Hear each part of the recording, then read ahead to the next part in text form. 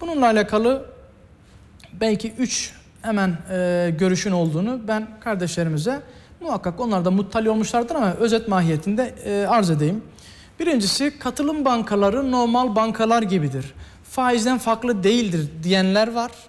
Böyle bir görüş var. Evet. İkinci görüş, katılım bankaları İslami usullere göre çalışırlar.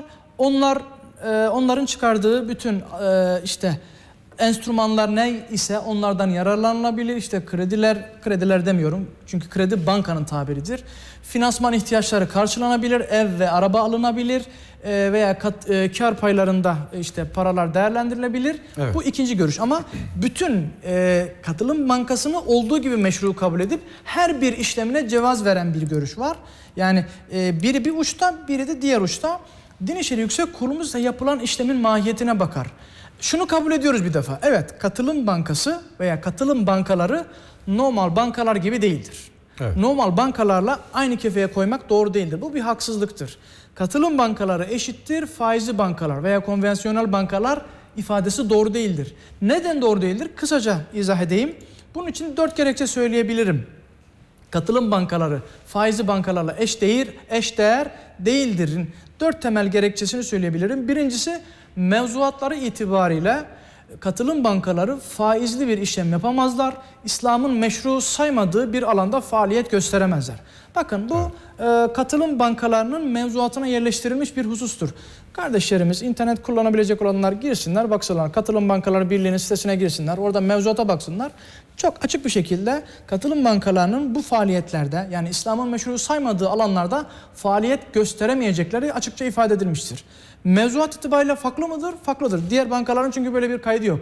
Faizle muamele yapıyorum da diyor. Bunu açık açık da söylüyor. İkinci husus, katılım bankalarının temsilcileriyle, bu isterseniz bir şube temsilcisi olabilir, isterseniz üst düzey yönetici düzeyinde bir temsilci olabilir. Bu temsilcilerle görüştüklerimizde kendi beyanlarında faizli muamele yapmadıklarını ifade ediyorlar. Bu da bakın hem yazılı hem sözlü beyanlar var. Üçüncüsü, katılım bankalarının kendi danışma kurulları var. Yapmış oldukları veya yapacakları işlemleri danıştıkları işte hocalar, alimler var. Bu işleme cevaz veriyor musunuz, vermiyor musunuz diye işte her meselenin fetvalarını almaya çalışırlar. Bakın bu da en azından katılım bankalarının normal faizli bankalardan ayıran bir husustur. Evet. Normal bankaların böyle bir derdi tasası zaten yok. Dördüncü hususta bunu ben daha çok önemsiyorum. Her geçen yıl belki biraz daha aktifleşecektir. Çünkü geçtiğimiz yıllarda bir üst danışma kurulu kuruldu. Bütün katılım bankalarını denetleyen şer'i açıdan, yani İslam fıkhı açısından yaptıkları faaliyetler uygun mu değil mi diye denetleyen bir üst denetim kurulu kuruldu. Bu üst denetim kurulunun yaptırım gücü de var. Mesela Din İşleri Yüksek Kurulu olarak biz bir fetva yayınlayacak olsak bu fetvamızın katılım bankaları nezdinde bir bağlayıcılığı yok. O bizim fetvamızdır sadece. Vatandaşımız, bizi dinleyen kardeşlerimiz amel eder veya amel etmez. Tercih meselesidir. Katılım bankalarına da zorlayan bir durum yoktur bu hususta. Ama üst danışma kurullarının aldığı kararları onlar uygulamak zorundalar. Daha yeni olduğu için belki tam manasıyla bir henüz uygulama boyutuna belki geçilememiş olabilir ama süreç içerisinde belki daha net sonuçlar alacağız diye ümit ediyorum ben. Bunun olması da bizim için önemlidir. Bu 4 gerekçeyle biz katılım bankalarının faizli bankalarla eşdeğer göremeyiz. Görenlerin en azından ben bu görüşlerinin isabetli olmadığını acizane ifade etmek istiyorum. Peki yapılan işlemlerin meşru olması için dedik ya şartları, mesela katılım bankalarının bazı işlemlerine Din İşleri Yüksek Kurulu cevaz verdiğimiz işleri var, cevaz vermediğimiz işleri var. Bu normaldir. İslam'ın meşru saydığı alanlarda müdarabe, müşareke, leasing gibi alanlarda faaliyet gösteriyorlarsa katılım bankalarına mesela kar payı almak amacıyla paralar oraya vadeli hesaplar, onların kar payı hesaplarında bulundurulabilir diyoruz. Ev ve alma hususunda tabi belli bir orada hiyerarşi sayıyoruz. Biz önce diyoruz ki imkan varsa bunu tapuyla, yani araba alacaksa işte noter satışıyla, ev alacaksa tapu kaydıyla bu işler yapılsın. Evet. Yani katılım bankası tapuyu önce kendine alsın, sonra satsın müşteriye. Bu işin idealidir. Olması gereken en güzeli budur. Ama bugünkü mevzuat katılım bankaları olsa da bankacılık mevzuatına tabirler bir yerde kendi üzerlerine bu şekilde mülk edip müşteriye satma hakları yok. Bu açıdan bu ilk ideal dediğimiz şey şu aşamada gerçekleşmiyor, mümkün değil.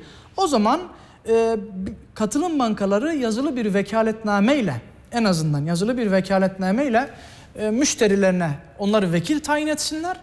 Bu işlem bu şekilde gerçekleşsin. En azından bunun yapılması gerektiğini söylüyoruz. Evet. Burada kardeşlerimize bunu tavsiye ederiz. Yazılı vekaletname almak suretiyle katılım bankalarından ev, araba finansmanı kullanmak isteyenler bu yola müracaat edebilirler. O diğer bahsettiğiniz şey işte eğer siz bizden finansman kullanacaksanız işte hayat sigortası yaptıracaksınız, bireysel emeklilik yaptıracaksınız.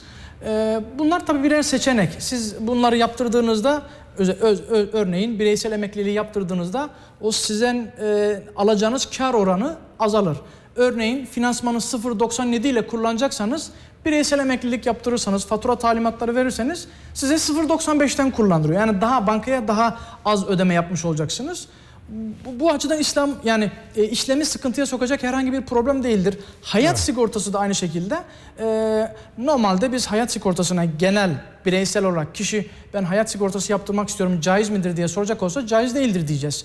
Ama şu an bütün bankacılık sistemlerinde özellikle kredi işlemlerinde, finansman işlemlerinde banka kendi alacağını garantiye alma adına hayat sigortasını yaptırıyor. Bu işlemi bir önceki yapılan sahih bir işlemi doğrudan ifsad edecek bir şey değildir. İmkan varsa yaptırılmasın ama yaptırılması da yapılacak bir ev alma finansmanını geçersiz kılmaz veya o işlemi caiz değildir'e dönüştürmez.